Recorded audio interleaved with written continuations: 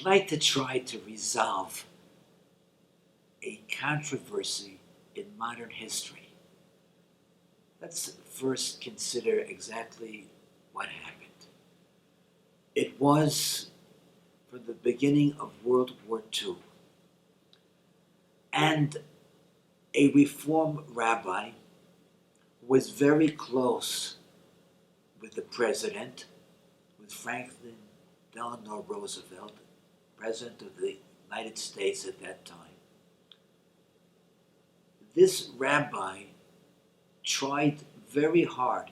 He worked the entire war to see to it that we would do nothing to challenge or anger the president. He feared that if we would, it would cause anti-Semitism. He feared that if we would bring up controversial topics and try to pressure him into doing something to save the millions that were being slaughtered, rocking the boat would be detrimental.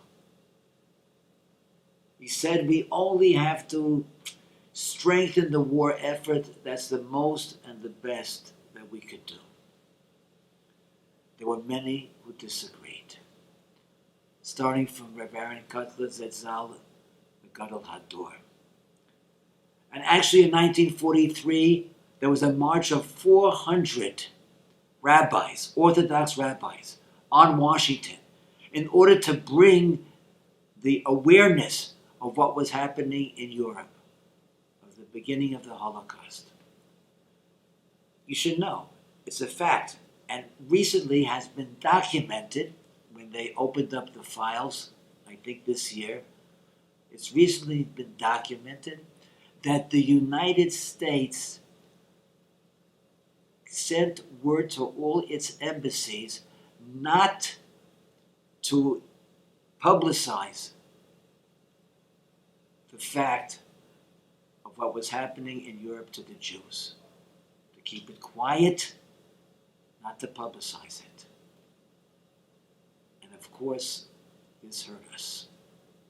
Because it took a long time before American public opinion was aroused to the final solution. And the rabbis opposed strongly the attempt not to rock the boat. They said, we have to speak out. We can't stand by when our brothers are being slaughtered. Even before the mind-boggling numbers of the Holocaust were known, we can't stand by to see our brothers slaughtered in Germany, in Poland, in Europe. We have to do something. We have to cry out for our brothers' blood. Now, can we resolve this issue? Can we resolve this issue? It's very hard to know what would have happened had we followed the rabbis and the Gadol Hador and spoken out. It's hard to know. There are those who say that we could have pressured the states to bomb Auschwitz, and if that is true, then we might have saved 1 million Jewish lives, because it was at the end of the war that Germany, rather than putting all its efforts into the war effort, decided to try to finish the final solution and brought Hungarian Jews to the furnaces of Auschwitz. And maybe the pressure could have done something to cause the states to bomb Auschwitz. Maybe. That's history. We don't know. We don't have the hindsight. But let me try to compare this to something that we do know. Something that we do know. Moshe Rabbeinu was appointed the head of Paro's household. he was certainly in a position to help his people through the difficult bondage of Egypt. And as the head of Paro's household, he was able to influence, at least a little bit, and make things easier for them. Why did he go out to see the plight of his brothers? Why did he look for trouble? And not only that, but once he went out and he saw this Egyptian beating a Jewish man, why did he get involved? And he killed the Egyptian. Didn't he realize there would be some consequences? And then he might lose his prestigious position. Didn't he realize he was risking his life? He probably realized that. But still he went out and he killed the Egyptian. Because he felt that's what he had to do. He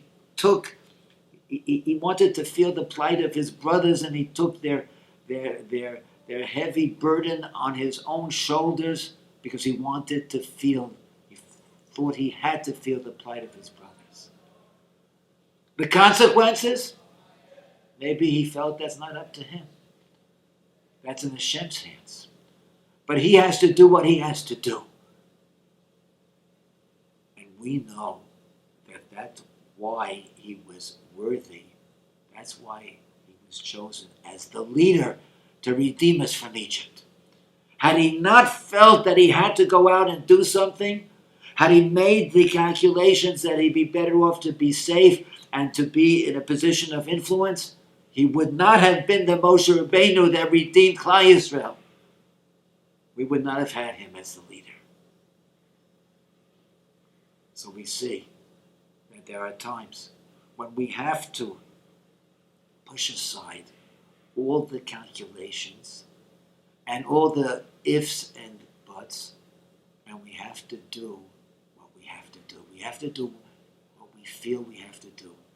We have to do what is right and just. And that is the biography. Those few verses, that is the biography of Moshe Rabbeinu. And the reason why he was chosen as a leader, and the reason why he was able to redeem the Jewish people, because he cared. Let's learn from that, at least, that we have to care about our brother's plight. We have to know what's happening to Jews all over the world, to Jews in America that are threatened with anti-Semitism, to Jews in Israel that are surrounded by enemies. We have to care. We have to become involved. We have to know. And we have to do whatever we can do